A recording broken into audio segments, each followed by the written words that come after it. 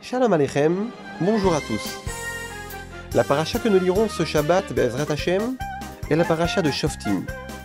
Celle-ci aborde, comme son nom l'indique, la mitzvah de nommer des Shoftim, des juges, ainsi que des officiers dans chaque ville, afin de maintenir une société juste et ordonnée. Ces policiers devront par exemple circuler dans les rues et dans les marchés pour veiller à l'honnêteté des citoyens.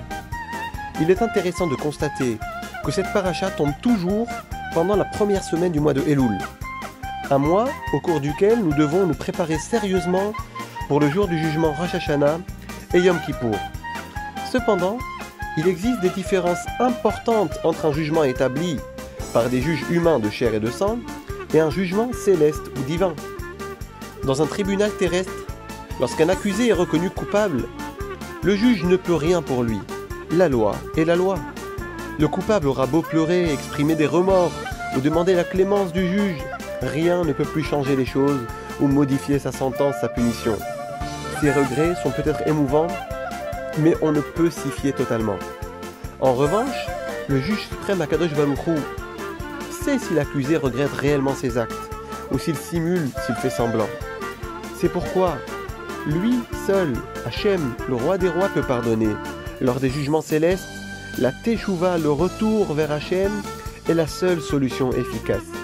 Seul le Créateur du monde peut juger une personne sur tout ce qu'il a fait, sur toutes ses actions. Car chacun de nous a du bon et du mauvais. Même celui qui aurait fauté a forcément beaucoup de bonnes actions à son actif. Peut-être même qu'une seule grande et bonne action peut faire le contrepoids face à plusieurs mauvaises actions. Le fait est que seul Hachem peut juger de cela. Juger une personne sur l'ensemble de ses œuvres, les bonnes et les mauvaises. Notre objectif, mes chers amis, est d'imiter le tribunal céleste. De ne pas juger notre prochain sur une seule action, sur un seul fait, mais plutôt d'être capable de voir chacun dans sa globalité. Parfois un homme peut commettre une mauvaise action, mais est-ce que cela veut dire que tout est mauvais en lui? Bien sûr que non. Il a forcément des bonnes et des grandes qualités.